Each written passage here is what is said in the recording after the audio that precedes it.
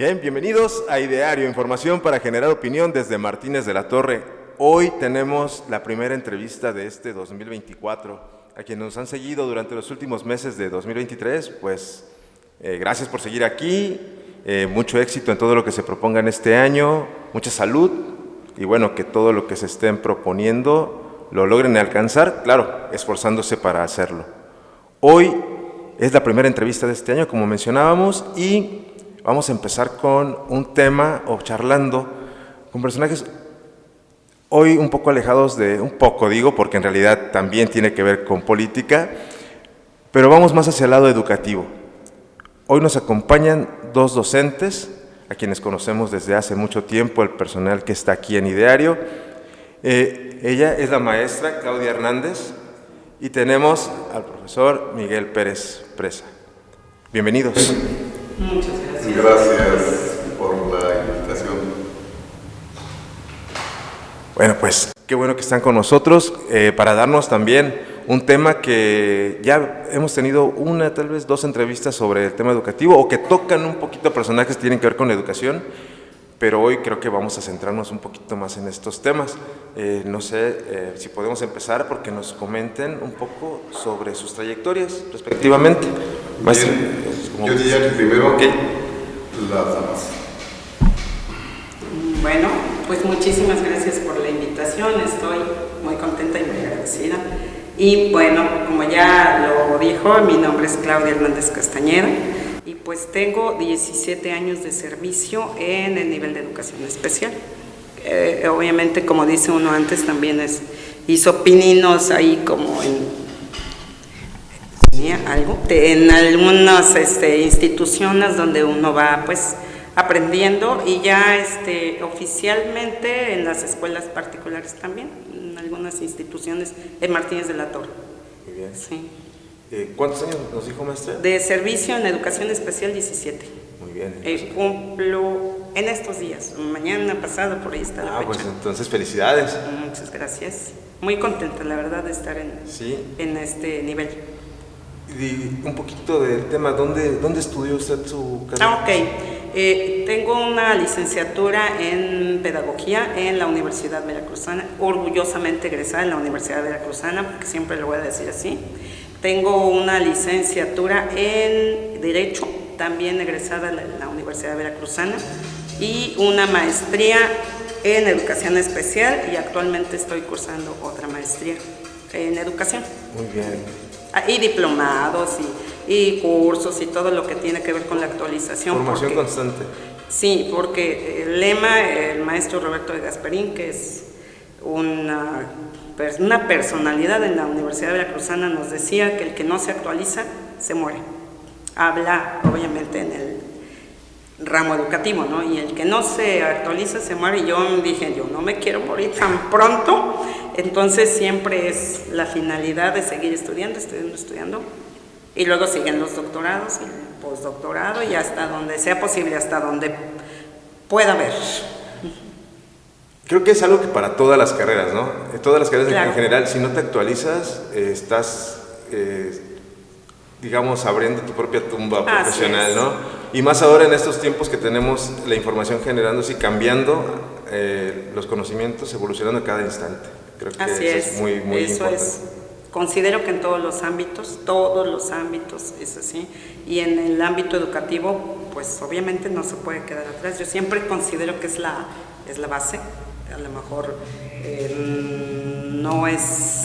muchos no lo consideran así, pero es la base, porque de ahí emanan pues todas las profesiones. De verdad se oye a lo mejor muy petulante, pero es realmente así. Entonces los maestros pues no podemos decir, ya egresé hace 50, ya hasta la escuela desapareció, no, pues ya ni me acuerdo, ya no podemos, tenemos que actualizarnos, definitivamente.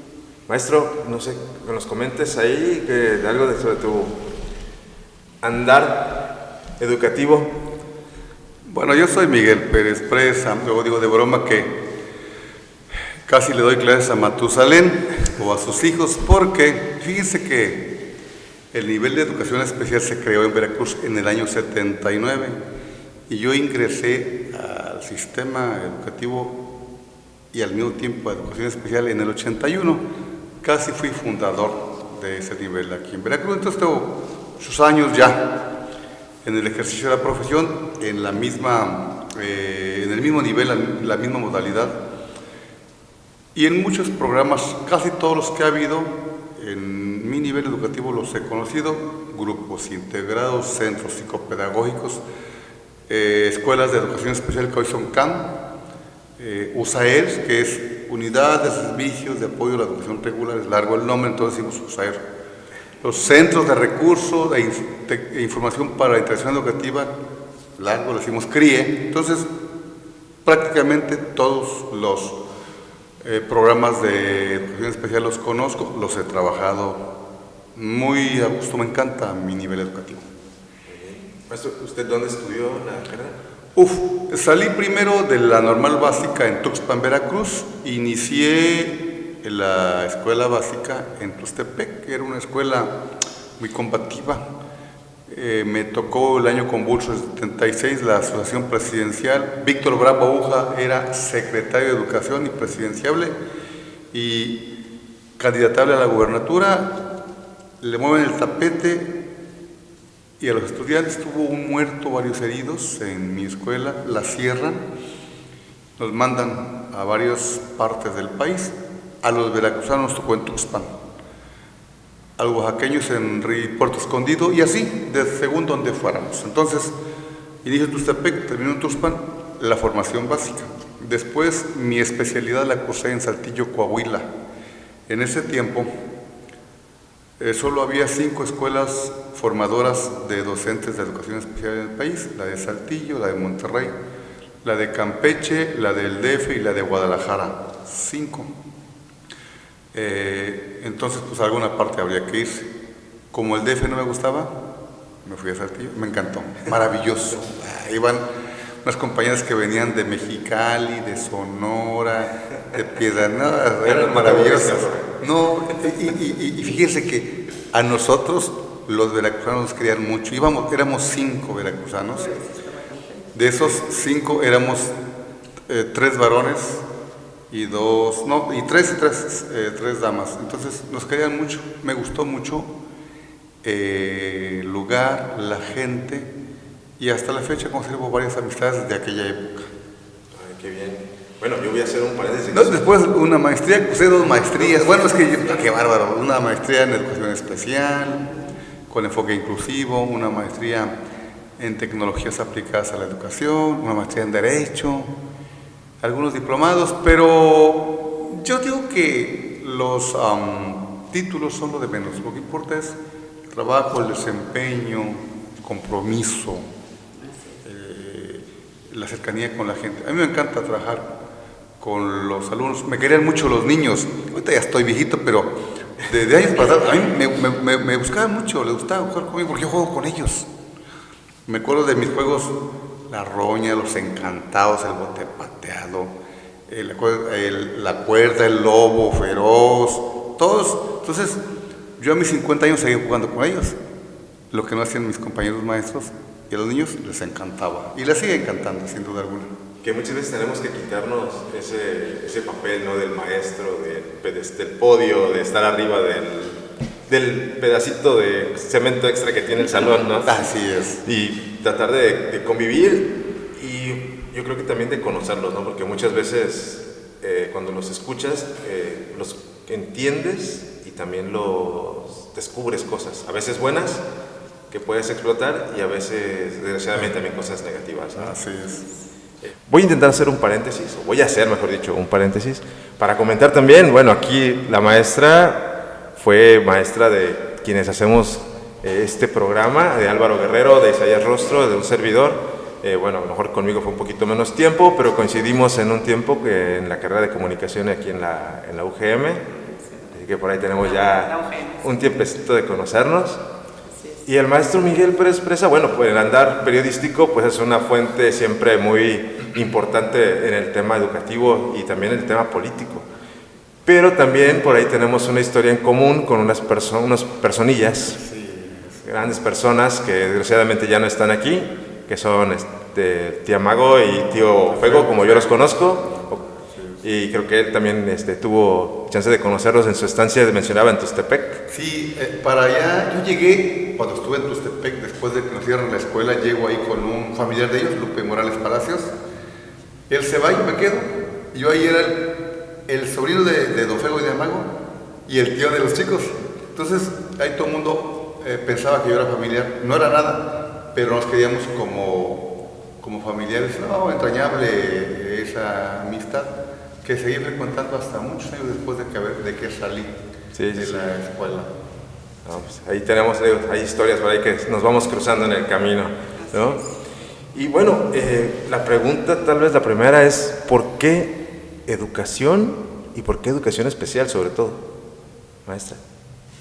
Bien, educación, yo les voy a platicar en breve, porque pues, si no nos vamos horas y horas, la historia de por qué educación de manera personal, ¿no? Como me incliné, porque le he platicado siempre con mis hijos, porque lo que tenemos que hacer los maestros, considero, es siempre decirle a nuestros hijos la carrera que vayan a elegir, pero háganla por vocación, porque están convencidos, porque hay amor por lo que vas a hacer, y para que apliquen eso de que dicen, trabajo y todavía me pagan, ¿no? O sea, esa es la parte, porque si no se nos va. Yo, por ejemplo, voy a cumplir 17 años de servicio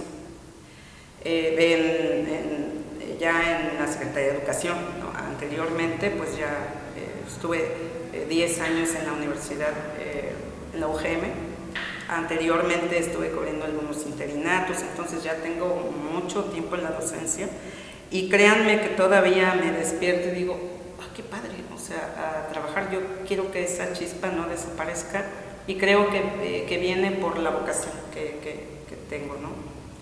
Siempre desde pequeña yo soy la hermana mayor y somos varias hermanas, tengo varias hermanas, perdón, y yo era la maestra. O sea, yo siempre quería ser, tenía 6 años, 7 años y yo quería ser la maestra. Yo soy de Guanajuato, entonces allá en Guanajuato se dan unos árboles grandes. Sí, hermoso Guanajuato, por supuesto. Adoptada por Veracruz, adoptada porque me adoptó hace muchísimos años y amo Veracruz. O sea, tengo la doble, entonces la doble no plaza, pero tengo la doble lugar de nacionalidad, casi la doble nacionalidad. Pertenezco dentro del territorio mexicano a 2 estados que amo mucho, ¿no?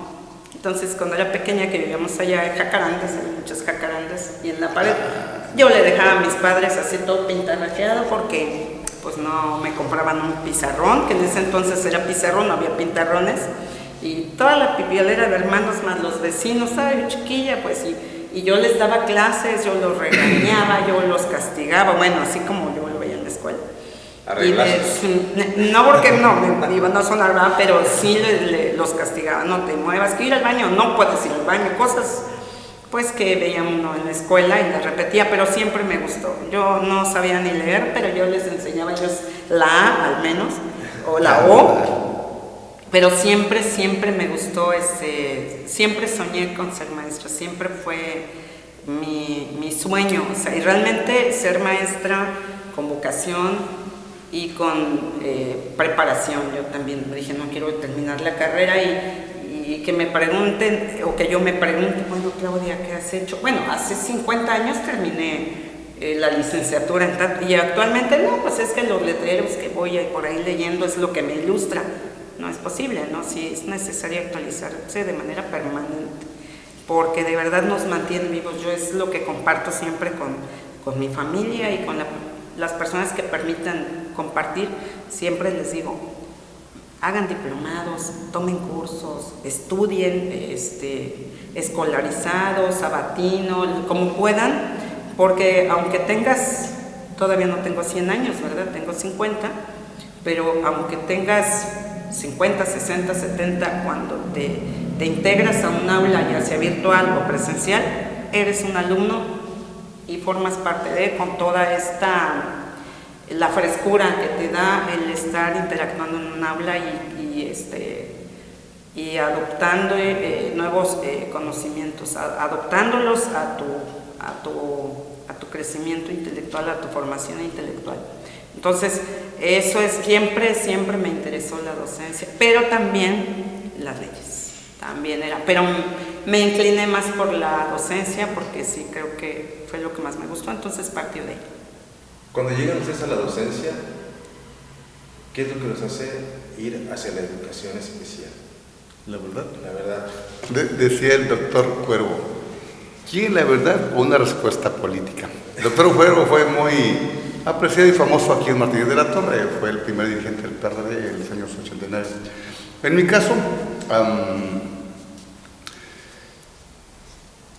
ocurre que yo estudié en Tuxpan, ahí culminé mi carrera e hicimos un pacto, un grupo de amigos entrañables. Dijimos, todos regresamos a Tuxpan, ¿vale? Entonces, la única forma, en mi caso, de que me ubicaran donde yo quería, en Tuxpan, era estar en educación especial. Dijeron, anótate, que me anoto. Y ya, pero el día que dieron las plazas y ubicaciones, yo no pude estar. Entonces un amigo mío de Papantla, Raúl Castillo Gutiérrez, dijo, mándenlo a Martínez. Él es de Martínez. Me mandan a Martínez y yo no quería estar acá.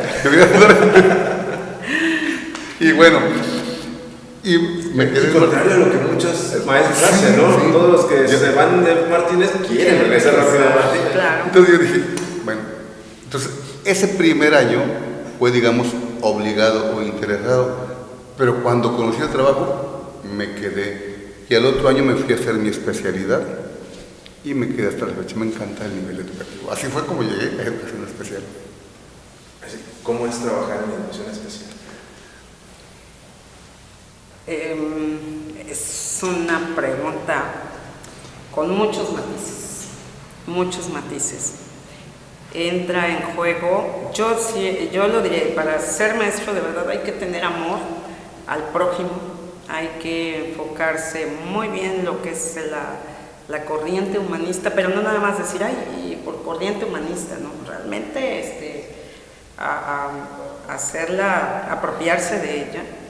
Hay que perderle amor al tiempo extra, perderle amor a dormir tantas horas como luego queremos dormir un ratito, decimos, ay, ya me dormí un rato, ahora repongo porque tengo pues muchas cosas que tiene uno que preparar, que no es fácil. Yo la verdad lo digo así abiertamente, para muchos probablemente pueda ser fácil porque como yo luego digo, pues si te la llevas a capela, pues no, o sea, no hay mucha complicación. Pero cuando tienes amor y compromiso, no es bonito, pero sí hay que esforzarse, hay que dar bastante como para poder ver los resultados que uno desea ver. Y que es, pues es ese al amor a prójimo en educación especial, es valorar cada una de las sonrisas. Yo ahorita me preguntas y estoy pensando en, hoy por ejemplo, puedo darles un ejemplo, 2 ejemplos que tengo muy bonitos, muchos, pero varios, ¿no? Entre ellos. Una niña, una alumna de CAM, era berrinchudilla y luego le decía, mira mi vida, y yo platicaba con ella. Entablamos como esta comunicación. Entonces, me da risa que empezaba por los pasillos, y ella siempre está asomándose a ver quién viene por el pasillo, y una viene, corran a sus sillas, ahí viene la Liletola, que grita, qué Ámbar se llama mi niña. Dije, qué risa nos dio, de verdad, pero cómo te identifican la figura que representas, pero hay el cariño, porque me veía y abría como veía y corría y me abrazaba y me decía, te quiero mucho, siempre lo decía. Y el día de hoy, otra niña, otra alumna estaba sentada en una bardita con su papá, y el papá me saludó, hola maestra, buenas tardes. No es maestra, es la Liletola. Lo regaña el papá. Y yo la quiero, que dice. Dije, ay, qué bonita mi niña. Dije, siente uno bonito. Esa es la parte, es la empatía. De verdad es la empatía, es no decir voy, cubro mi horario, hago, reproduzco, entrego, sino es un proceso en el que vas, yo digo, destilando mucho cariño. Que debe ser bueno y malo, ¿no? Porque también es bueno en el sentido de que te haces ese sentido de aprehensión con el niño, pero también absorbes esos momentos difíciles. Sí, todas esas energías, ¿no? Todas esas emociones, hay muchas cosas exactamente, sí es cierto. Sí, es muy bonito, pero porque en la parte que comentas tienes mucha razón, porque hay situaciones en las que quieres intervenir más, quieres hacer más, quieres resolver, pero ya no está dentro de lo que te corresponde, ¿no? Que si quieres, que un taller, que vamos a hacer, que platico, que me acerco, que busco la empatía para poder tocar este tema, esta situación que en algún momento me pudiera estar inquietando, o poder orientar sin que haya la incomodidad de que algún padre de familia diga, ¿tú quién eres para venir, o sea, a decirme, ¿no? Sino la manera en que de manera colaborativa podamos comunicarnos para poder apoyar a este alumno, ¿no? Muchas veces el desconocimiento nos hace precisamente no entrar en ese proceso de empatía hacia los niños, ¿no? Maestro, ¿qué es en sí, qué abarca, o quiénes son los niños estudiantes que se adentran en este sistema de educación especial? Increíblemente, digamos que hay dos tipos de niños de polos opuestos, porque generalmente se identifica a la educación especial con los alumnos que tienen discapacidad, trastorno, dificultad severa de aprendizaje, el TEA, que es el autismo, el déficit de atención, la ceguera, la discapacidad visual, etc. Pero también entra el otro tipo de alumnos, que son lo opuesto, los alumnos con aptitudes sobresalientes, ¿no? ¿Sí? Con 6, por ejemplo, de 120, con talentos para el dibujo, para el deporte. Hay 5 áreas que denominamos áreas de aptitudes sobresalientes: la intelectual, la psicomotriz, la creativa, la socioafectiva y una más que se me escapa, la deportiva. Bueno, es la motriz. Son 5, entonces se hace un proceso de detección y dependiendo del área en la que el chico está sobresaliendo, se trabaja. En este momento tenemos una alumna en la escuela Mali Fabio Altamirano del Pital. Es una alumna con un 6 de 120 con la escala de Wechsler, con el WIS 4, con la que implementamos algo que se le llama omisión de un grado o aceleración. Iba en primer año, demostramos su aptitud intelectual sobresaliente a través de una serie de exámenes.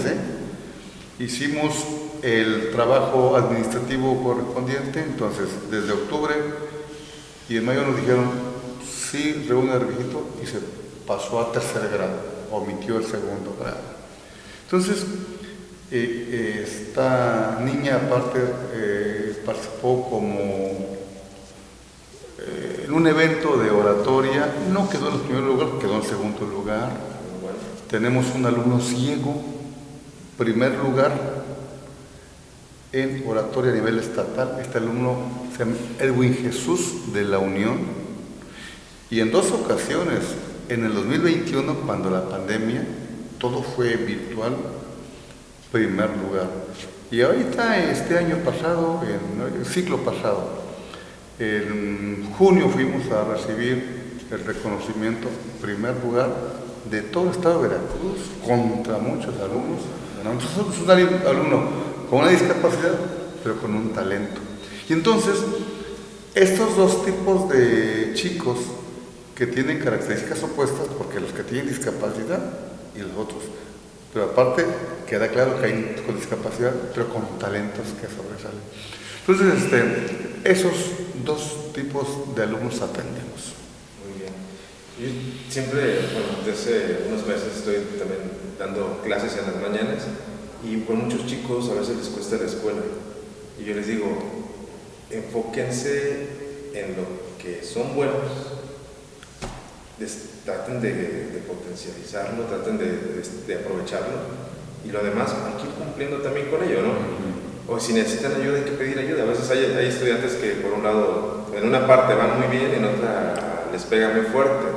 Y lo malo a veces es que como desconocemos esto, precisamente, por ejemplo, yo ahí me hice en una escuela de educación especial, hoy me acabo de enterar que no nada más son los niños que tienen algún problema físico, intelectual, ¿no? Son personas también que tienen habilidades muy, un IQ muy destacado, ¿no? Así es bueno, y ahí es donde también los papás tendrían que preocuparse por tratar de conocer este tipo de instituciones, ¿no? Para saber cómo pueden apoyar a sus estudiantes, a sus hijos, ¿no? A sus estudiantes. Así es. Bien. Así es. Muchos, en el tiempo que ustedes llevan como docentes, en cada generación ha tenido un proceso, digamos, de manejo social, ¿no? Cada generación tiene sus códigos, sus palabras, sus frases, ¿no? Para referirse a las cosas desde quizás el desconocimiento. Nosotros, en nuestra generación, o por lo menos en la que yo recuerdo, les decíamos de alguna forma que hoy resultaría ofensiva a un niño con síndrome de Down. Le decíamos de alguna forma tal vez no muy correcta a los niños con alguna discapacidad. Hoy vemos que cada vez se hace más el esfuerzo por hacerlos que también se vayan insertando en la cuestión social, ¿no? ¿Ustedes cómo han visto ese proceso social hacia los niños con este tipo de, para su institución, digamos?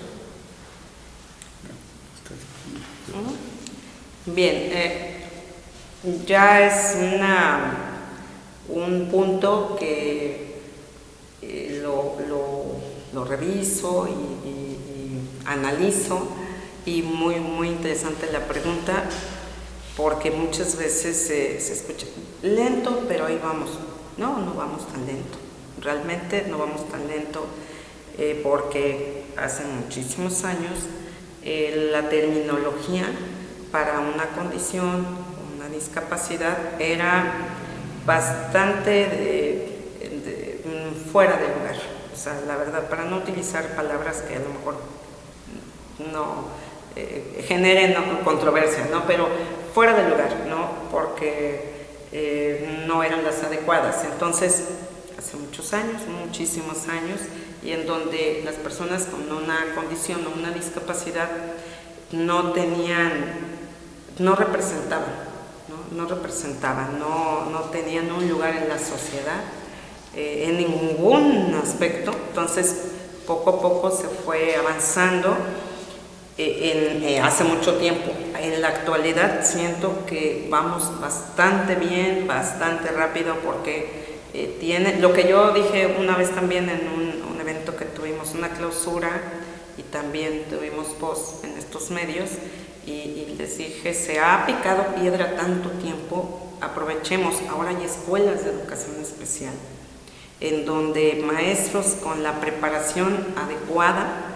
correspondiente al nivel para atender las situaciones que se presentan, entonces que presentan las condiciones o la discapacidad que los alumnos presentan. Entonces aprovechemos que se ha abierto ese panorama, hay muchas oportunidades, solamente necesitamos que la sociedad también se abra más todavía a esto, a que le demos un espacio y le demos un lugar, ya finalmente nosotros como ciudadanos, no porque está normado, no porque legalmente lo dice, aparte de eso, por supuesto, también en esa toma de conciencia, en esa empatía, en ese juego de palabras tan importantes como es la empatía, en que entendamos, como lo he dicho, todos tenemos los mismos derechos, todos, y luego yo platico con los alumnos o con los compañeros también, todos somos diferentes, es que no hay por qué, es que una discapacidad, una condición, todos somos diferentes, les digo, hasta los gemelos idénticos tienen algo que los hace diferentes. No son tan idénticos. No son tan idénticos, siempre hay algo, aunque sea un lunarcito insignificante, hace la diferencia. Entonces todos somos diferentes. Yo creo que aquí hay una necesidad como de mayor apertura a comprender, a aceptar, y y a utilizar los espacios. Por ejemplo, hay escuela de educación especial, bueno, es que está lejos, es que no debe haber un impedimento para que ahora hagamos uso de todos esos logros que se han dado en el nivel de educación especial, ¿no? Como es una escuela y los maestros y todo lo que le rodea. Maestro, que nos cuente su experiencia. Sí. En el origen, en México, la educación especial, recuerdo cuando me formé en el nivel, nos decían que la primera escuela de este tipo fue en la época de Benito Juárez, la Escuela Nacional de Ciegos. Él formó la escuela, 1860 y tantos, una escuela de ciegos. Después, él era un hombre liberal, pero al paso del tiempo se consideraba a la persona con alguna discapacidad como digna de caridad, merecedora no de una educación similar a la de los demás, sino que se les consideraba como, a lo mejor como inferiores, y se usaron muchos términos: discapacitados, personas con capacidades diferentes, personas con necesidades educativas especiales, y así. Y desde un enfoque, digamos, de caridad cristiana, después un poco más evolucionado, un enfoque médico en los que al chico se le rehabilitaba, no se le educaba. Y con el paso del tiempo se llega a lo que le conocemos como el enfoque pedagógico o educativo, pero además a lo que se conoce actualmente como inclusión. Hoy la política educativa en México y en casi todo el mundo es lo que se le llama la educación inclusiva, que no es otra cosa más que un concepto bajo el cual todos los alumnos, independientemente de su condición intelectual, física o emocional, deben ser atendidos en las escuelas donde están todos los niños. De tal forma que en este momento, en la escuela Benito Juárez, en la secundaria José María Mata, en la escuela del Cuartel, en el Kinder Papalote, en muchas escuelas del municipio y del país, hay alumnos con discapacidad, con algún trastorno severo o con alguna aptitud sobresaliente, porque ya quedamos en que en el costal caben los dos tipos de alumnos. Entonces, y reciben una atención en la que no son los pobrecitos, son los niños, los niños mexicanos, hijos de padres mexicanos o incluso de migrantes, que reciben una atención como cualquier otro niño, independientemente de su condición, obviamente ajustando las técnicas, los materiales, las estrategias, la organización, a la metodología, a las características y condiciones del niño. Hay un concepto que se llama, está por implementarse, pero ya viene de 2-3 años para acá, pero tarda mucho para permear. Es el diseño universal de aprendizaje, el DUA. Algún tiempo dije el DIU, pero no, el DIU es otra cosa. En otro lado. En una no dije, bueno, perdón, es el DUA. Entonces, son las por eso lo dice de pausadamente, ¿no? Para que no se vaya por el DIU. Universal de aprendizaje, que significa que el maestro planea para todos por igual y trata a cada quien según el principio de equidad, dándole a cada niño lo que le corresponde. Entonces, esa es la política actual en la educación especial y se inicia más o menos en una convención nacional, Barcelona, España, me parece, en el año 94. De ahí permea todo hacia el mundo. Porque antes de esta modalidad de la educación estaba lo que se conocía como la escuela argentina, que era la escuela neurofisiológica, que tenía una connotación médica.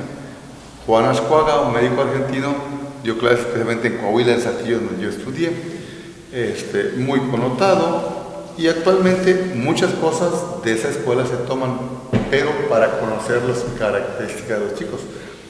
Sin embargo, la parte pedagógica es con enfoque inclusivo. Hay un instrumento muy conocido en nuestro ámbito que se llama Índice de Inclusión, que habla de las culturas, de las prácticas y políticas inclusivas, y es un instrumento creado en Inglaterra, pero difundido a muchos países, que adecuado a cada país se usa para medir el grado de inclusión que tiene una escuela en específico, a partir de sus prácticas, sus políticas y sus culturas. Muy bien. Hablaban de esta inserción de estos niños en escuelas, digamos, regulares. El personal que está ahí, los docentes, ¿están preparados para atenderlos o necesitan de personal adicional para hacerlo? Buena. Bueno, precisamente hay tres modalidades de atención, no tres modalidades, tres tipos de programas en nuestro nivel educativo. El de servicios escolarizados, o CAM, donde la maestra es directora, son instituciones donde va el niño ahí. Cuando el chico tiene una discapacidad muy notoria que no le permite insertarse al curso normal de la escuela. Y ahí los preparan y luego, cuando ya está en condiciones, lo llevan a la escuela normal, regular. Las USAER, Unidad de Servicios de Apoyo a la Educación Regular. Aquí habemos 7 en Martínez de la Torre. Cada USAER tiene un número de maestros. La mía, en la tarde, que es la 41, tenemos 6 maestros y nos deben 2. Maestra María de los Ángeles nos debe 2 a los 2 maestros. Por ahí el recordatorio. Pues bueno, vamos a empezar con los goles también. Y estos maestros los tenemos en las escuelas regulares con 2 finalidades. Uno, brindar atención, le damos apoyos específicos al alumno que lo requiere. Orientación al maestro y capacitación, y orientación a la seguridad de los padres de familia, de tal forma que lo que el maestro de la USAER sabe vaya siendo aprendido, permee a la práctica educativa de la escuela, para que en el futuro la propia escuela pueda hacerlo de manera autónoma. Pero de momento hay maestros de USAER en muchas escuelas para atender a estos alumnos con esas características. Tocaba el tema de los trabajos del personal y todo esto. Y faltó otro, se llama el de los CRIE, Centros de Recursos e Información para la Interacción Educativa. Igualito que, un poquito como la USAER, pero rurales. El año pasado atendimos 3 escuelas en el CRIE número 6, y era desde Cañizo hasta Cañada Rica. 3 escuelas, entre 3 secundarias, kinder y preescolar. Nada más que como CRIE, más que atención al alumno, era capacitación al maestro, a la mamá y al personal directivo. Y se crearon precisamente para esa población que no puede llegar a la ciudad, que es donde están los CAM y las USAER. Lamentablemente, el mal gobierno de Peña Nieto, el Pacto por México y el enfoque neoliberal dio el traste, y quedan muy pocos clientes en el país, y solo en 2 estados, Veracruz y Campeche, me parece.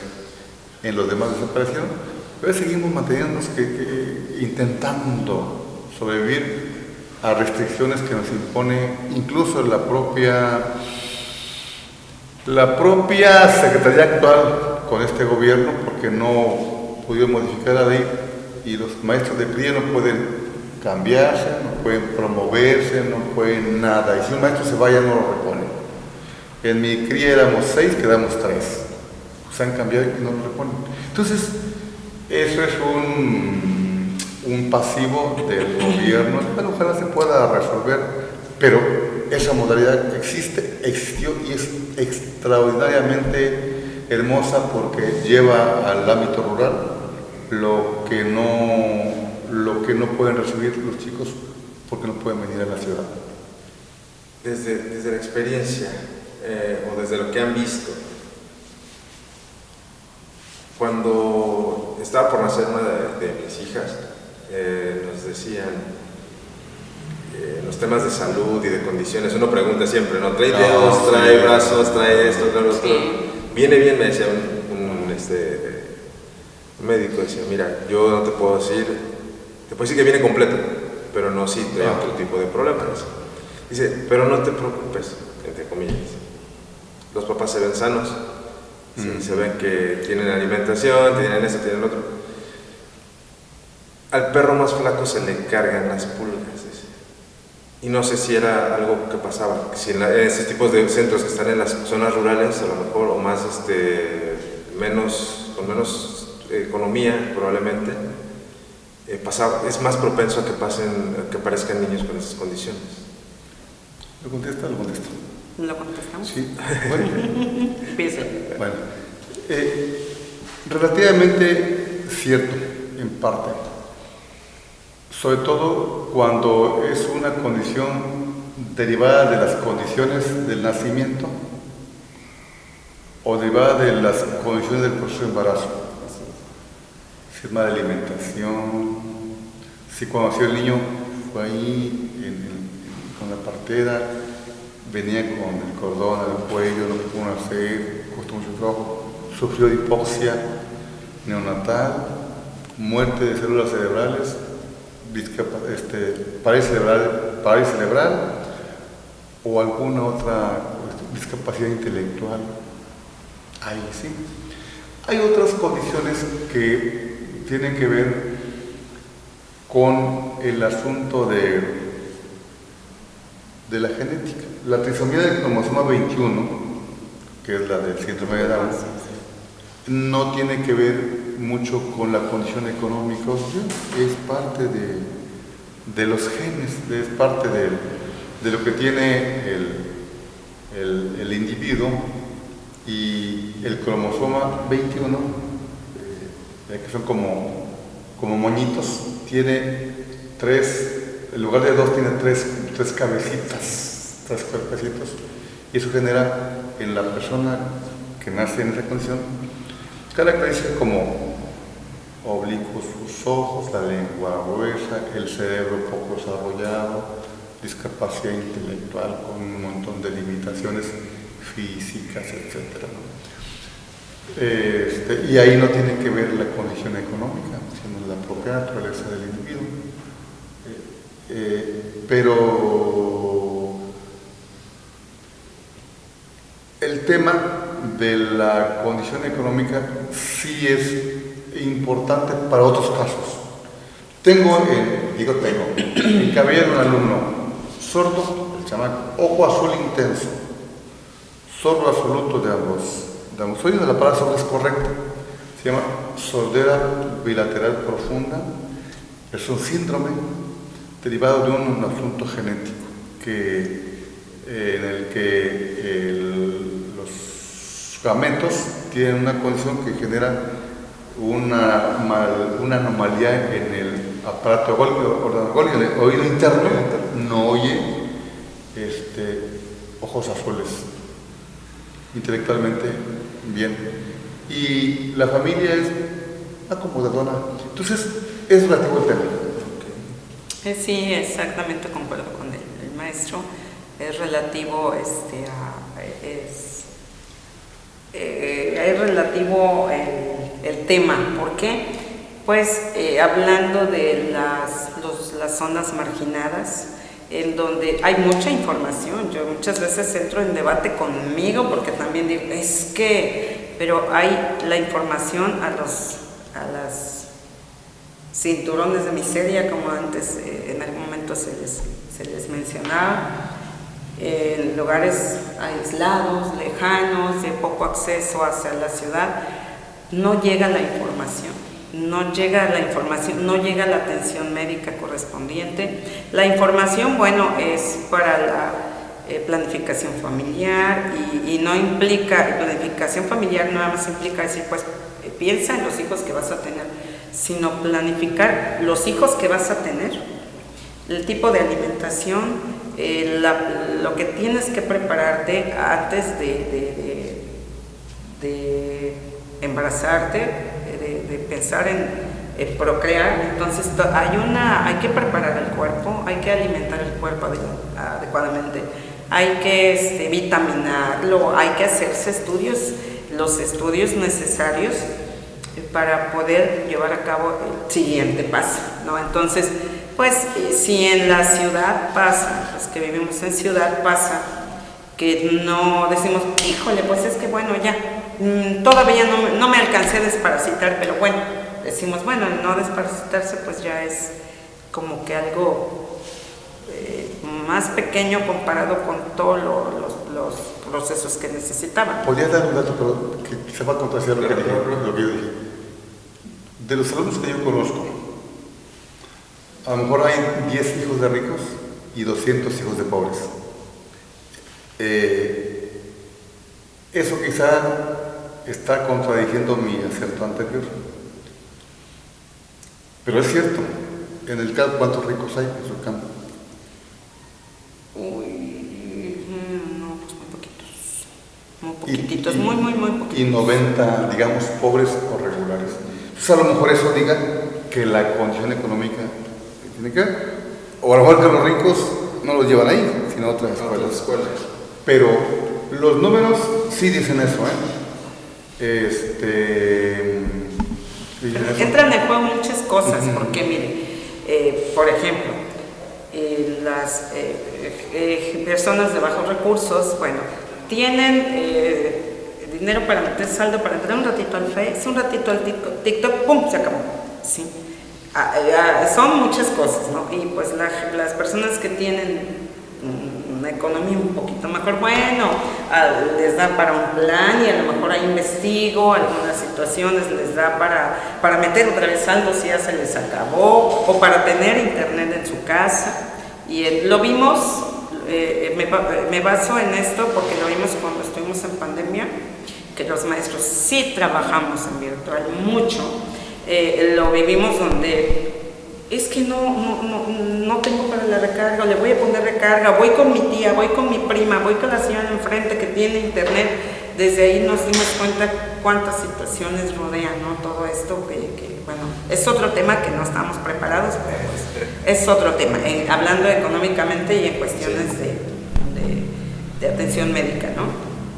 Pero creo que tiene mucho que ver eso, que la información no llega, son muchas cosas, creo muchas, se va a contradecir en algunos momentos lo que digamos, otros no, porque también muchas, la situación económica cuando es difícil, hay que salir a trabajar desde madrugada y hay que procurar a todos los pequeños que tienen en casa, entonces en algún momento ya que bien, está el sector salud y dice, va a haber una plática sobre esto, y yo que voy a esa plática, yo tengo que ir a trabajar porque tengo que darle de comer a mis hijos. Entonces, ¿qué pasa? Se perdió una información muy importante y está pensando en tener un hijo y a lo mejor ahí le está diciendo todo lo que se requiere, todos los riesgos que conlleva el no hacer una preparación antes de no preparar su cuerpo, no vitaminarse, todo lo que corresponde, y ya se perdió esa información.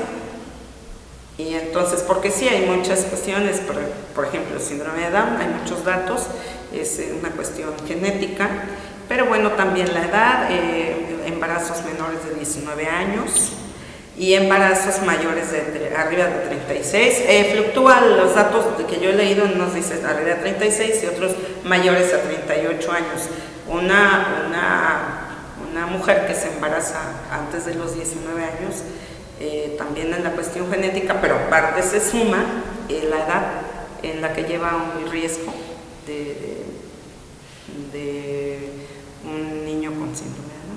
Entonces, podemos decir que hay generalidades, hay ciertas generalidades, pero que no son estrictamente, digamos, digamos, no definen. no definen nada, ¿no? Pero sí, lo que, como decía, lo importante muchas veces es la falta de acceso a la información o de, pues hablemos de interés tal vez, de informarte, ¿no? Sí, también. Y como decía también, la falta de tiempo y la de cubrir otras necesidades.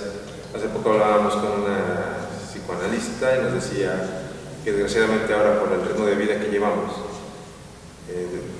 tenemos otro tipo de necesidades y menos tiempo para cubrirlas muchas veces, ¿no? Por los tipos de trabajo, por el ritmo de vida, todo esto, y eso es lo que a veces impide que esto, formación se dé. Bien, bueno. Y es que se habla mucho, perdón, que el embarazo, luego decimos, bueno, pero si no está enferma la mujer, ¿por qué tantos cuidados? ¿Por qué esto? Bien, es cuestión como de empatía también, de leer un poquito más y de escuchar, ¿sí? Porque, bueno, también algo tan insignificante como pintarse las uñas durante el embarazo lleva un riesgo.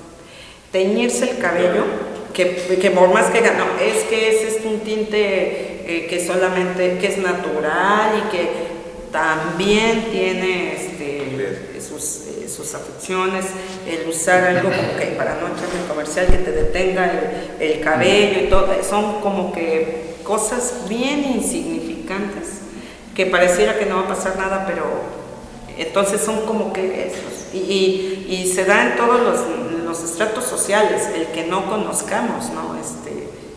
Yo ahorita me enteré lo del barniz porque yo no lo leí en ningún lado, me lo platicó mi yerno que sabe de medicina, bueno, él es médico, y el médico, el ginecólogo que atendió a mi hija les platicó esos detallitos, más cosas que ahorita no recuerdo, pero a mí me impactó lo del barniz. Hay muchas cosas que hacíamos como que sean nuestras, en el caso de nuestras mamás, nuestras tías, nuestras abuelas, ¿no? Por ejemplo, a mí me decía mi mamá, esa enfermera, me decía, se me dijo un médico que el hecho de que antes tenían la costumbre de darle al niño mucho huevo, porque era lo que se creía, provocó que se dieran muchas alergias en mi generación, ¿no? O sea, los que tenemos como 20 años. Y después, también hace un tiempo leía yo un artículo donde hablaba sobre cómo es que teníamos la costumbre de que al bebé ponerle mucho talco en sus genitales, entonces el talco en ese entonces contenía cierto tipo, no sé si era plomo o algún otro químico, que se encontró a la distancia que era cancerígeno o precursor cancerígeno. Sí. No era una ley, no era una regla que se iba a dar cáncer, pero era un factor que les coincidía, un factor de riesgo. Y todo eso se ha sumado a la actualidad. Así o sea, es. Todos esos, por ejemplo, esto que estás comentando y que estás recordando, más no sé cuántas sí, es información que todo el tiempo está creciendo, ¿no? Y cada generación tiene su forma de criar y sus creencias. Sí. ¿No? Bien, pues para cerrar esto de la educación especial, como papá, ¿cómo puedo saber si yo o mi hijo es candidato a estar dentro de este tipo de instituciones? Considero que hay algo que yo lo he visto en los padres, lo he escuchado en los padres de familia, que es muy importante estar informado de todo lo que al bebé le corresponde realizar en su evolución.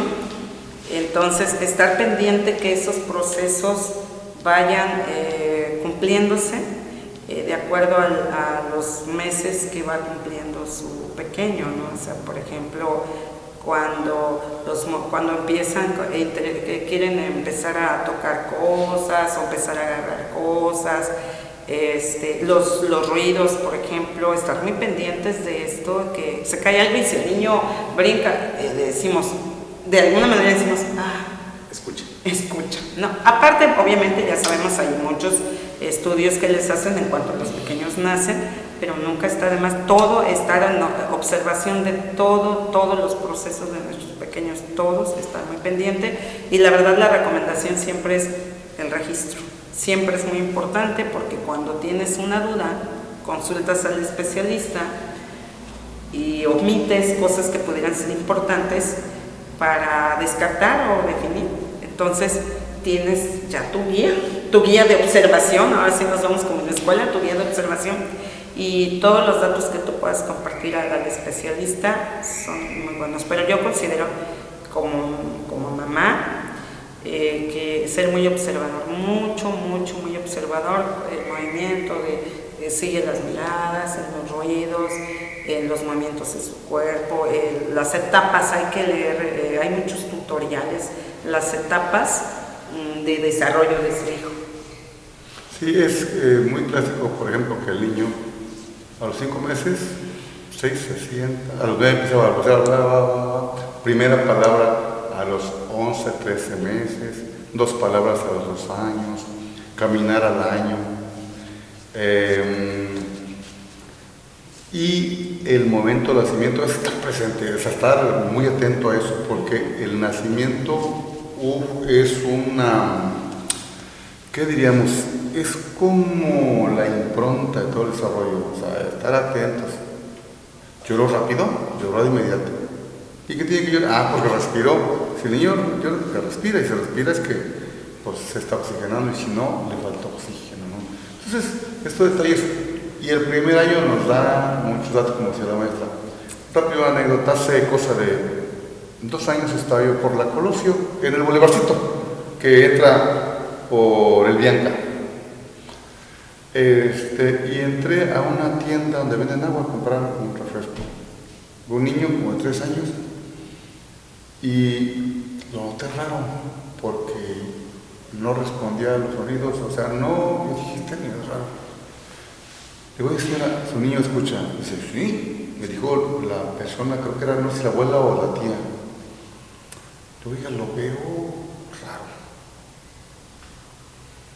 Digo, no sea malita, chéquele, porque digo, es que yo trabajo en este nivel y nosotros sabemos cómo responde un niño oyente y un niño que no escucha.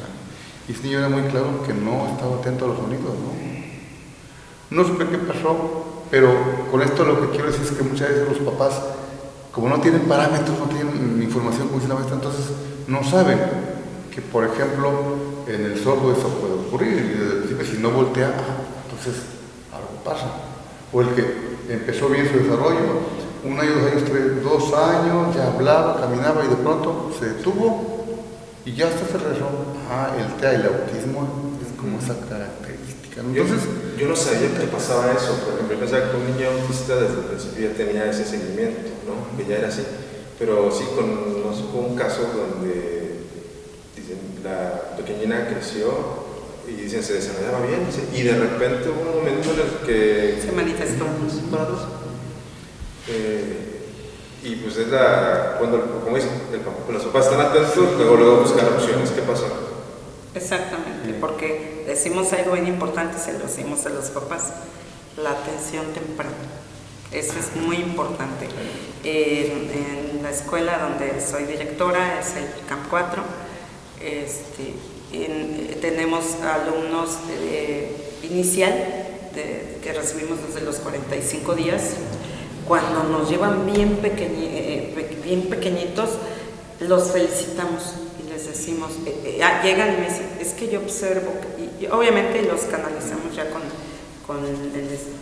corresponde con el especialista, le hacen su estudio y diagnóstico correspondiente, pero felicitamos a los padres de familia porque les decimos qué importante es la observación, y cuando ya llegan con su diagnóstico, y qué importante es la atención oportuna, ¿no? Porque desde pequeñitos se empieza a trabajar todo con ellos y pues se logran, yo siempre he dicho, cosas maravillosas. Sí, se logran muchísimas cosas, se logra la conformación, la estructuración en el alumno de todos los ambientes sociales, culturales, esa interacción, que llega un momento, como lo comentaba el maestro Miguel, que ya puede ser, se puede integrar a una escuela regular, porque yo siempre lo digo, es como la preparación con los especialistas, que es en educación especial, y ya pasa a la escuela y sigue tu camino, ¿no? Va a la escuela regular y sigue tu camino. El CAMP también obviamente es una escuela, nada más el enfoque es es un pre, vamos a decir. A veces el desconocimiento también nos lleva a hacer muchas barbaridades, ¿no? Pensar que un niño no sabemos que no escucha o que no puede hablar, y hay papás que piensan que es flojo, o que es tonto, por así decirlo, ¿no? Sí. La respuesta es chamaco, hable. Un chanclazo. Sí. ¿No? Es muy común por la ignorancia. Cierto, sí, muy cierto. Maestros, sobre un tema importante, el año, este ciclo escolar, de hecho, se comienza a aplicar el nuevo sistema educativo, la nueva escuela mexicana. En educación especial, ¿cómo ha aplicado? ¿Cómo lo sienten que está funcionando? ¿Y qué hace falta? ¿Cómo lo estamos aplicando? Como luego lo platicamos en los talleres, en los cursos intensivos y todo. Como debe ser, como viene, porque, por ejemplo, en el caso de CAM, el Centro de Atención Múltiple, lo que yo lo comento siempre cuando llega un padre de familia a pedir información, porque dicen, es que yo lo quise llevar a una escuela normal, pero no, todas son escuelas normales, ¿no? Todas. Esta es una escuela normal, como la escuela regular, exactamente. ¿Y qué hacemos? Todos los programas, lo que es el plan de estudios, las planeaciones, las actividades, los horarios, es exactamente igual que en una escuela regular. ¿Qué hacemos? Vamos haciendo los ajustes correspondientes o las adecuaciones para poder lograr que el alumno acceda a estos contenidos de acuerdo a las necesidades que el niño tiene, de acuerdo a los procesos que el niño tiene en ese momento. O sea, y vamos paso a paso, uno a la vez, pero trabajamos en el mismo ritmo, los mismos horarios. Un CAM, por ejemplo, tiene horario de 8 a 12:30, como educación primaria. También tenemos preescolar y también con los mismos horarios.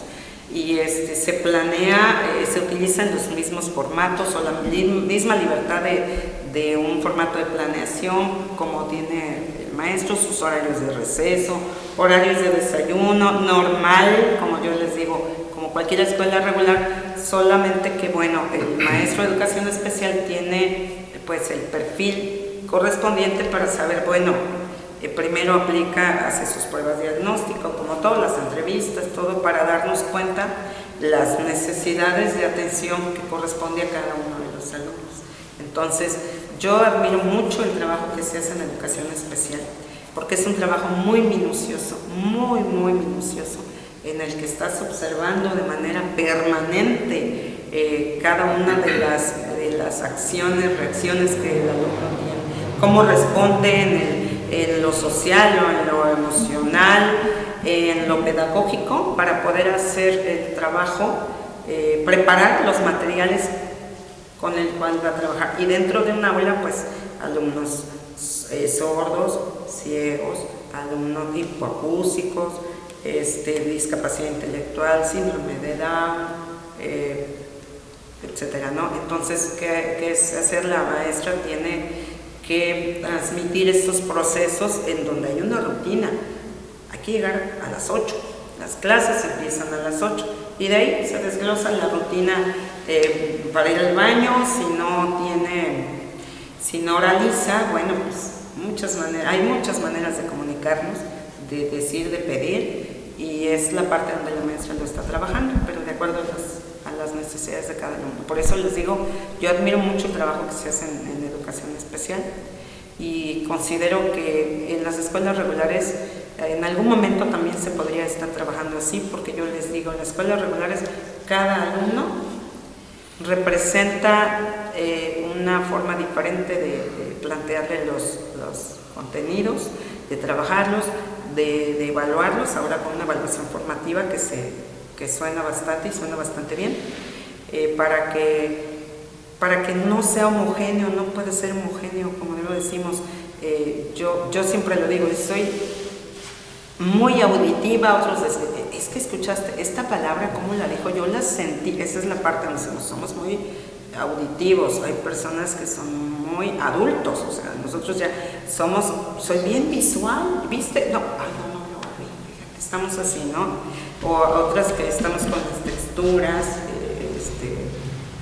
etcétera. Entonces, los alumnos es la misma situación, o sea, no podemos venir y mostrar este contenido a un niño que dice, pero si está bien bonito el material, el alumno está, porque realmente lo que tú le digas es lo que va a captar su atención y otros lo visual, entonces hay que hacer malabares, pero es parte de la vocación y de la formación del docente. Y en educación especial, que es un nivel muy bonito, pero en este nivel sí hay que como más desmenuzado, como más cuidado, como más preciso, porque hay que dar atención a cada una de las condición, discapacidad que el alumno presenta. Entonces, material de uno, material de este, ojo para acá, mano casi está así como que en movimiento.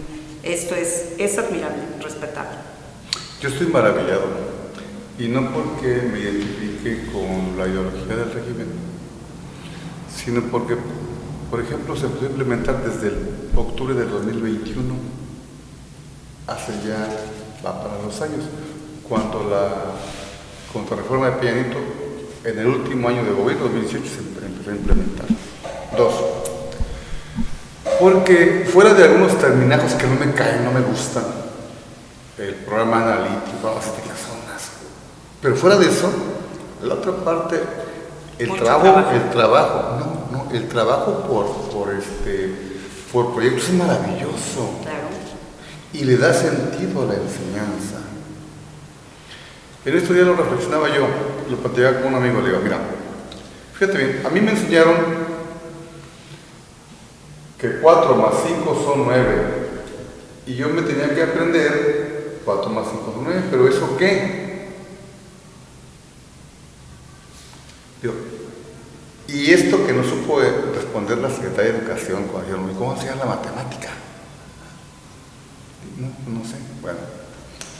Entonces, los proyectos, ya lo debes saber, ¿verdad? Porque está también en el área, vamos a pensar,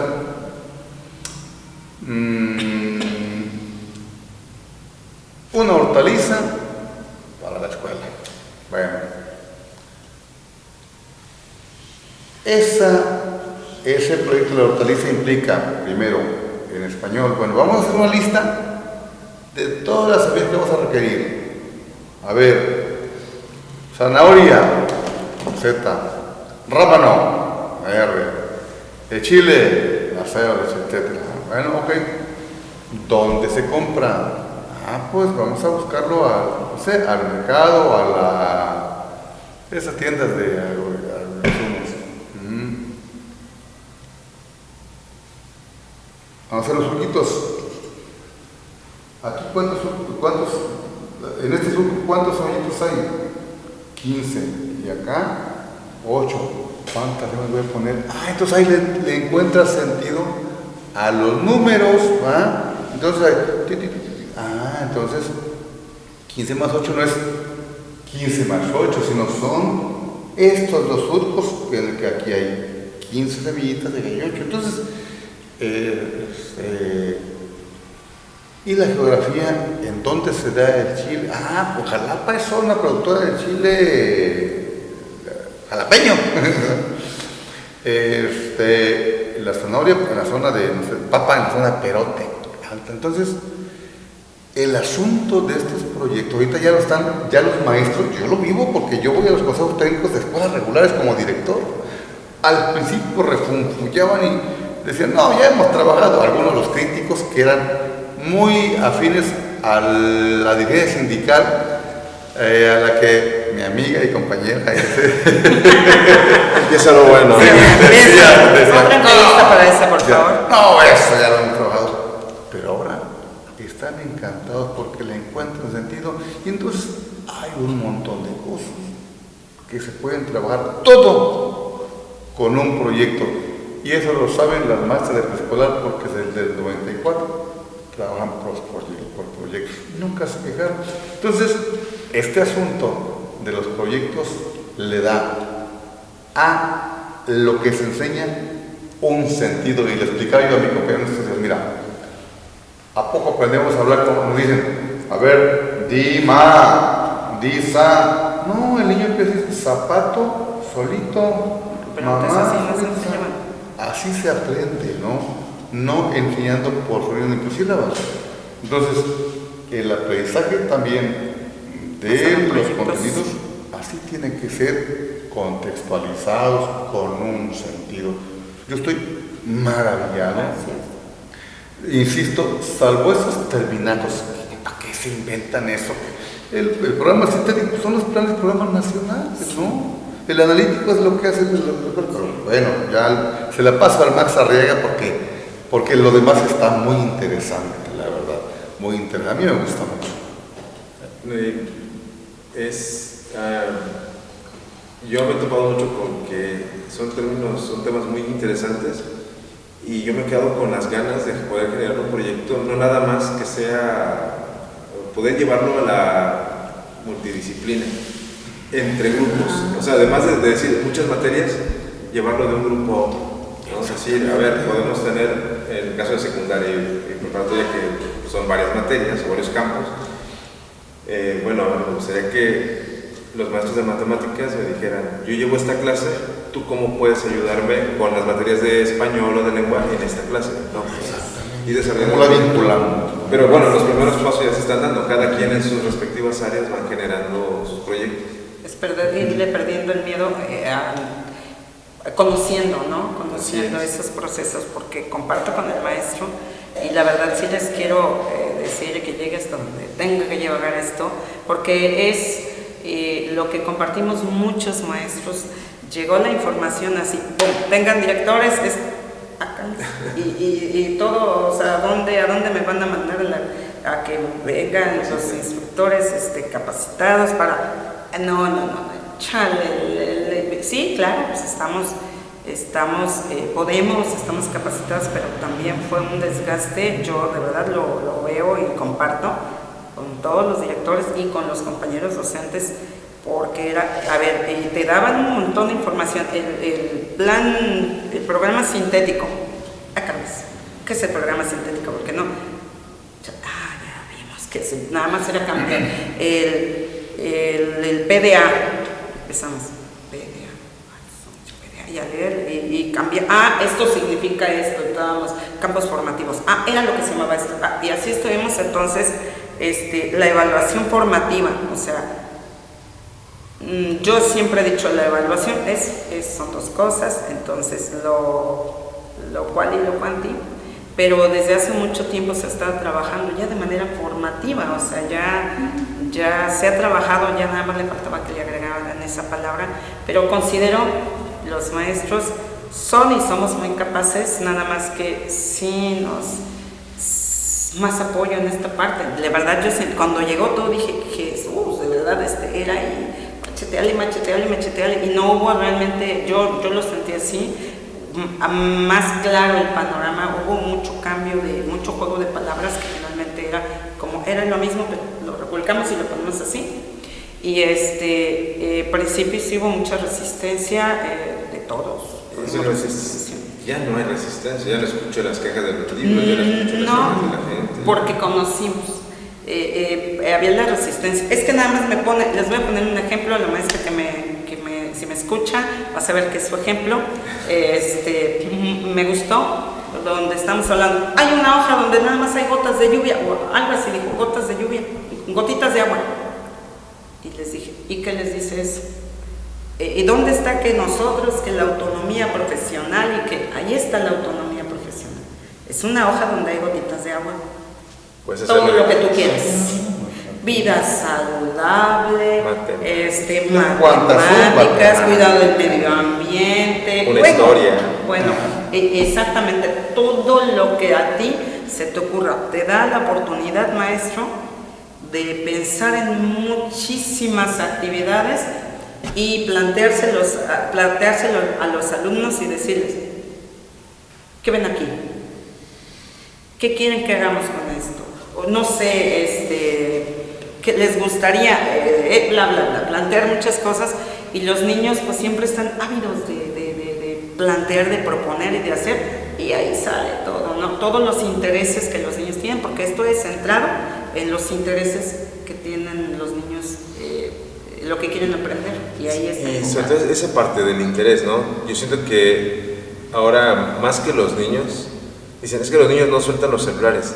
No, los papás no les queremos quitar el celular. Entonces, con este tipo de trabajos también sirven para recuperar la atención. Que yo, escuchando algunos podcasts, hablaban sobre la falta del diálogo interno que tenemos ahora por el aparatito, ¿no? Antes no tenías nada que hacer y te ponías a reflexionar sobre X cosas, ¿no? Sobre por qué crece el pasto, o qué sé yo. En la luna, veías la luna y le buscabas formas, o veías las estrellas y le tratabas de dar ubicar alguna constelación o algo así. Y con la llegada de los celulares nos han atrapado tanto que hemos dejado de hacer ese diálogo interno que permite imaginar, reflexionar, hacer. Y con ese tipo de trabajos yo creo que acercamos al niño, le damos la oportunidad de que vuelva a esa parte, ¿no? Primigenia del ser humano. Así es. Y es lo que comentaba el maestro, sí es cierto, da la oportunidad, por ejemplo, el ejemplo que ponen sobre la zanahoria, y son procesos, el cuidado del medio ambiente, vida saludable, educación socioemocional. Hay que buscar la parte donde dices, bueno, a lo mejor al niño no le gusta convivir, hacer trabajo en equipo, entonces, ¿cómo nos da la oportunidad de detectar y ver qué podemos implementar para fortalecer esas áreas, ¿no? Y el ejemplo que yo ponía, vimos muchos ejemplos en talleres, entonces vimos entre todos, porque nunca voy a decir, ay, como directora yo los hice, no, todos hicimos un trabajo y un equipo muy bonito ahí en el servicio, en donde le fuimos buscando el encanto, o sea, realmente la parte donde decíamos, la autonomía profesional, porque sí te está permitiendo esa libertad de plantear y de descubrir cuáles son los intereses que los alumnos tienen, y también a ti te da la oportunidad de idear, no te marca, como antes estaba, esto, lo que sigue y lo que sigue, o sea, no, tienes toda la libertad para crear. Cuando va uno al mercado, y yo lo voy a comprar chiltepín, me gusta mucho la salsa de chiltepín. ¿De cómo el montoncito? De 10 pesos. Me da 5 montoncitos. El niño no sabe que multiplica, pero sabe que son 50 pesos. Y no sabe que, a ver, y le pongo uno la cuenta, 10 por 5 no vas a ver hacerlo, porque eso no le dice nada. Entonces, pero sabe que 5 montoncitos de 10 pesos son 50 pesos. Eso es aprender contextualmente o contextualizadamente, y así, y si sabe que fueron 80 pesos, le di uno de 200, me resta 120, no sabe que hizo una resta, a ver, 200 con 120, no, más o menos 80 no lo va a ver hacer, pero el proceso mental lo hace. Eso es lo que pretende esta enseñanza contextual, que es la de los proyectos. No enseñar el número por sí mismo, como no tiene sentido enseñar las letras o los fonemas para hablar, ni las letras para escribir. Entonces, insisto, yo estoy maravillado con esta propuesta. Maravilloso. Salvo esos terminillos que no me han seguido gustando, pero por lo demás, nos vamos a ir acostumbrando. El fondo muy bueno, el fondo muy bueno. Bueno, vamos a tratar ya de ir cerrando también para extendernos más, pero dos temas que tengo. Uno, ¿qué le hace falta al sistema de educación especial? Ay, empieza usted, maestro Miguel, porque sí. Yo estoy muy molesto con mi nivel educativo en Veracruz. Muy molesto. Nos tienen abandonados, cuando menos a nosotros. Yo le decía a la maestra María de los Ángeles, que es la directora especial, a la jefa del departamento, al supervisor, ¿sabe qué? Es increíble que cuando estuvo Yunes fueron distintos, que incluso en la época del nombrable Duarte o Fidel, pero esta vez mi nivel educativo nos ha fallado, salvo un aspecto que está maravilloso, el material didáctico. Nos han atendido en ese sentido muy bien, pero en recursos humanos tan terriblemente mal. A mi servicio tiene 2 años que nos deben dar recursos, no los supone. He llevado escritos al por mayor, ni siquiera me los contestan. Pareciera que no les interesa. Yo les decía a los compañeros, y lo lamento, si lo escuchan, lo leen, lo ven, pero yo decía que el responsable de mucho de lo que ocurre, porque no ocurre nada más con nosotros, en secundarias les faltan recursos aquí en la Manta, un montón de maestros que no hay. La SEP no los repone. Pero hay un asunto que tiene que ver con las pretensiones, no sé, las aspiraciones. Le decía a los compañeros, el maestro Senyace, lamentablemente, en sus aspiraciones por ser candidato a gobernador, entregó a la SEP, casi la entregó a Cobarro López. Tengo el dato perfectamente verificado de que en la época cuando estaba ahí el secretario general de la 32 iba de 2 a 3 semanas a platicar con él, a acordar, etc. Entonces, ¿eso qué generó? Una perversión de la relación. Lo que ya había logrado, y eso fue bueno, una reforma que hizo que el sindicato mirara lo que tenía que hacer, defender. No lo hizo, porque los agarraron. Pero el sindicato no tiene que ser el que dé las plazas, son del patrón. Puede haber un acuerdo, pero no ser el que lo sustituya como en el petrolero, como en los electricistas, que en su tiempo fueron plazas electorales del PRI y tenían al gobierno agarrado y hacían lo que se les antojaba. Bueno, en esta ocasión creo que la relación se permitió y le regresó Canonjías, se fue el maestro Senyace de manera denigrante a aplaudir a un equipo político que en su tiempo fue el responsable de que al maestro Atanasio del hacerlo despidieran cuando le ofrecieron una dirección de educación normal o algo así, y por peticiones del cacique en su tiempo Callejas tuvieron que quitar. Entonces, eso me parece inconcebible e inaceptable por aspiraciones de ser gobernador. Entonces,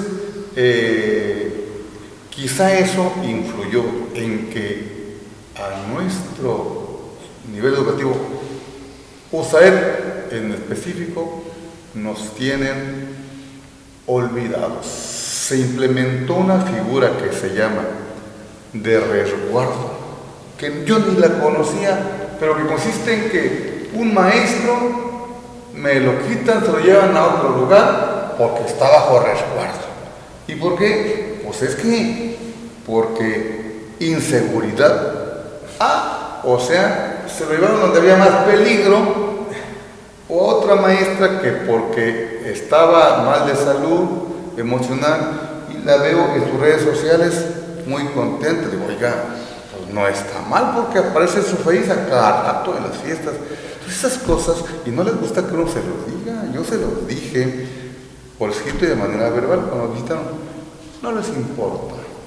Pero sí reconozco que la parte que se han respondido es en el material didáctico. Hay un programa que se llama Programa para el Fortalecimiento de la Educación Especial. Recursos bastantes, interesantes, muy buenos. Bibliografía, materiales. Pero ahí sí, el negrito fue un cañón. Nosotros, como CRIE, damos cursos, capacitaciones. Y es un cañón que me servirá para ver mis videos así de 2 metros, a lo mejor los 3X. Pero para proyectar a un grupo de 40 padres no sirve. Dije, maestra, no sirve, vamos. Pero en lo demás, bien, realmente sí, porque hay que reconocer lo bueno, ¿no? En el asunto de materiales para los alumnos, con discapacidad o con aptitudes sobresalientes como nunca en la historia de nuestro nivel educativo. Eso sí es Así cierto. que hay que Cursos muy buenos que nos han dado gracias al uso de estos recursos de este programa. Esa parte, pues tengo que reconocer, muy buena, ¿eh? La otra parte del recurso humano no. Sí. Maestra, ¿qué me dice?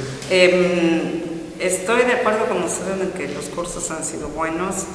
Creo que ha sido como que últimamente como que repentino, pero hace algún tiempo, antes de la pandemia, todavía un poquito más para atrás, nos mandaban a cursos, a capacitarnos en cursos a Jalapa, a Veracruz. Considero que los docentes somos muy valiosos, muy valiosos, y que también es como que darnos ese lugar que considero siempre nos merecemos. Entonces a veces es que esto, tal tema, la palabra que les van a bajar la información, ya sea por un tutorial, por un videíto, porque ya mandaron a alguien que está enfrente y te capacita ya. Y yo considero que es muy interesante porque de alguna manera nos reencontramos, porque pues no todos estamos en el mismo edificio. Entonces ahí están en diferentes lugares, San Rafael, Nápoles, entonces nos reencontramos en algunos lugares en donde también personajes que también están muy capacitados, pero yo considero se dedican como que precisamente a esto, y el interés nos despierta más el interés, propicia mayor interacción, propicia sentirnos valorados en esta parte donde decimos, pues es que en el mismo lugar nada más hazte para allá y la que está enfrente te va a venir a dar. Dices, yo no dudo de su capacidad, no es el asunto, sino que quien ya está capacitado y está dedicado a esto, obviamente va con todo, ¿no? Y eso siento que nos potencializa la información. Y otra que, bueno, yo considero que tomen en cuenta aquellos maestros, pero hay que valorar muy bien, hay que fijarse bien, directores que tenemos el interés por hacer crecer una institución, que no nos limiten, que no nos digan, ok, después, ok, pero es que ya no puedes porque X. Tenemos ganas de hacer, en mi caso, tengo ganas de hacer muchísimas cosas. Sueño con que el Camp 4, he soñado tantas cosas, de hacer muchas cosas maravillosas, que tengan juegos pequeñitos para que no se lastimen, no tenemos muchas cosas y queremos crecer, que la matrícula ha ido creciendo porque ha habido un trabajo colaborativo dentro del mismo servicio muy bueno.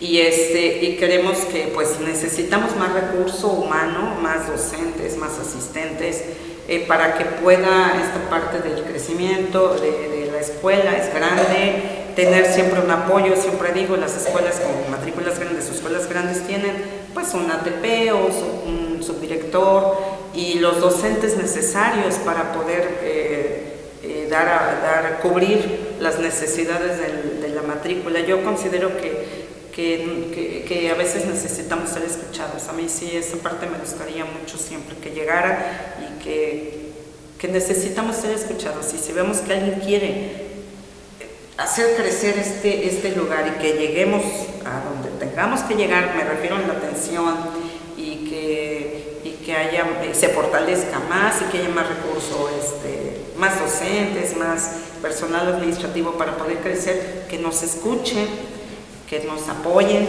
que nos provean.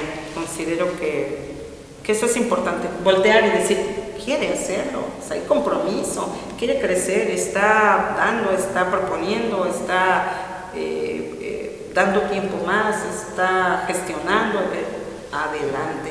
Yo considero que eso es algo muy importante. Muy bien.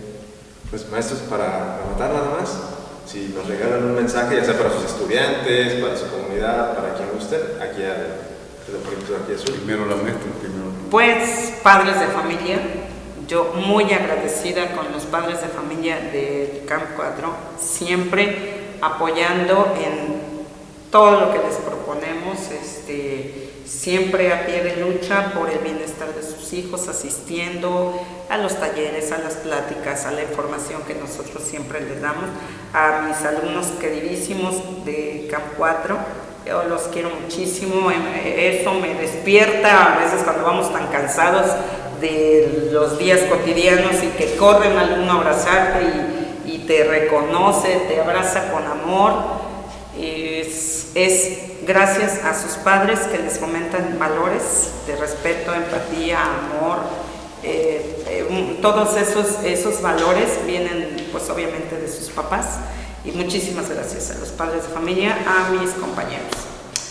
Bien, yo diría a los padres, apropiense de su escuela.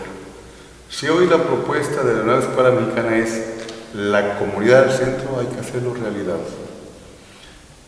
A mí me duele ver escuelas con candados cerrados donde es casi, no sé, hay que pagar por entrar, cuando en mi época los padres podían entrar. Hacíamos reuniones, nosotros les hacíamos cursos a los papás que se quedaban en el CP, hicimos varios cursos de formación laboral para los papás, entonces los aprovechábamos. Los papás, apropiense de su escuela. Maestros, apropiense de este proyecto, esta propuesta que es muy interesante y que se va a quedar para muchos años porque es realmente valiosa. Que a los maestros, nunca más un sindicato que los utilice como fue en el pasado. La dignidad no tiene precio. Recuerden, ustedes tienen la palabra. Pues, muchas gracias, maestros. Gracias. Sabemos que estos temas son muy amplios y también pues está la puerta abierta cuando quieran tratar algún tema de sus escuelas, alguna actividad también. Con gusto, aquí estamos. Ya habrá tiempo también después de hablar un poquito de política. O sea, habrá una segunda sesión. Pero bueno, gracias por su tiempo. En realidad fue una plática que nos dio muchas luces en muchos sentidos sobre la educación especial. Y pues nuevamente... Me faltó muchísimo, Pues vamos a ir preparando, vamos preparando algo, incluso... Con mucho gusto. Mejor hasta algún trabajo por allá con sus muchachos o algo podemos hacer. Con mucho gusto, siempre bien recibidos. Muchísimas gracias. Pues hace todavía 2016, una semana, le llamamos la Semana de la Inclusión. Es una cosa maravillosísima, ¿no?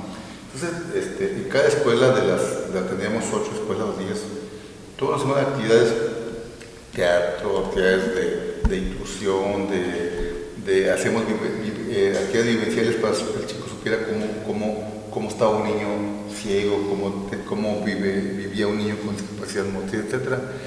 Fue cansadísimo, pero maravilloso. Entonces, y tenemos videos también de eso. Interpretamos el himno a la alegría, lengua de señas, ¿no? Fue maravillosa, pero ciertamente muy pesada, gratificante, muy cansada. Pues a mí nadie va a llegar disfrutando